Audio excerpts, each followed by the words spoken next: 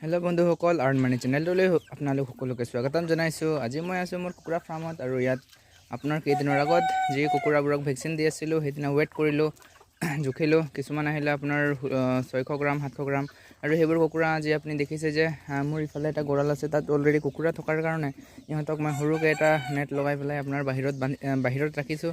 যিহেতু ইহঁত লোকেল কুকুৰা আৰু ইহঁতক আপোনাৰ সূৰ্যৰ পোহৰ আৰু লগতে বাতাবৰণৰ লগত কণ্টেক্ট থকা অত্যন্ত প্ৰয়োজন, তেতিয়াহে ইহঁত সুস্থ এটা সবল আৰু সোনকালে বাঢ়ে। সেইকাৰণে ইহঁতক মই অমিতা পাত দিছোঁ। ইয়াত ধান খাই আছে কুকুৰাবোৰ আৰু কিছুমানে বাহিৰত ঘূৰি আছে। মোৰ কুকুৰাবোৰ দৰাচলতে বাহিৰত থাকিবলৈ দিওঁ, কাৰণ তেতিয়া খৰচাও আপোনাৰ কম হয় আৰু যিসকলে খায় তেওঁলোককো মানে আপোনাৰ লোকেলৰ অনুভৱ হয়।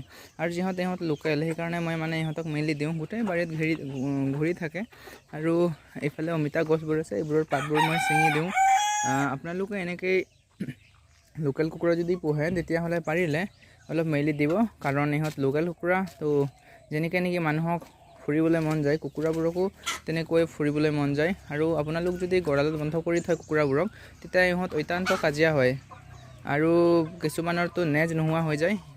এইটো কুকুৰাটোৰ নেজ নোহোৱা নিচিনা, কাৰণ ভিতৰত কুকুৰা অলৰেডি আছে। সিহঁত ডাঙৰ ইয়াতকৈ, সেইবোৰ আপোনাৰ 2 কেজিৰ আছে, এইটো আপোনাৰ 1.5 কেজিৰ। তো ইয়াক খেদি ফুৰে, তো সেইকাৰণে ইয়াক মই বাহিৰত ওলাই দিছোঁ। আৰু বাহিৰত ওলাই দিলে সিহঁতে খেদিব নোৱাৰে পিছত। আৰু আপোনাৰ যদি নেজ ভাল নাথাকে, কুকুৰাৰ লুকছ এটা অত্যন্ত প্ৰয়োজন।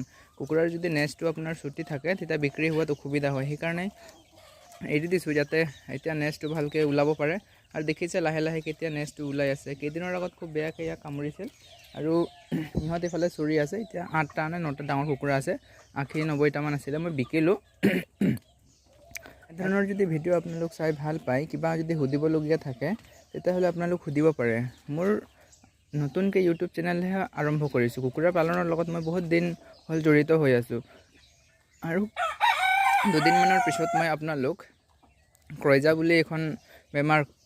বুলি এটা বেমাৰ আছে, সেই বেমাৰত মোৰ কুকুৰা এটাই ভুগিছিল। তাৰ এটা মই সুন্দৰকৈ ভিডিঅ' প্ৰস্তুত কৰিম। আৰু আপোনালোক যদি সেইবোৰ ভিডিঅ' বিচাৰে তেতিয়াহ'লে ভিডিঅ'টো লাইক কৰিব, চেনেলটো ছাবস্ক্ৰাইব কৰি দিব। আৰু যিসকলে নতুনকৈ এতিয়া কুকুৰা পালন আৰম্ভ কৰিছে তেওঁলোকক আপোনালোক ভিডিঅ'টো শ্বেয়াৰ কৰিবলৈ নাপাহৰিব। ভিডিঅ'টো সম্পূৰ্ণকৈ চোৱাৰ কাৰণে আপোনালোক সকলোকে ধন্যবাদ দিছোঁ।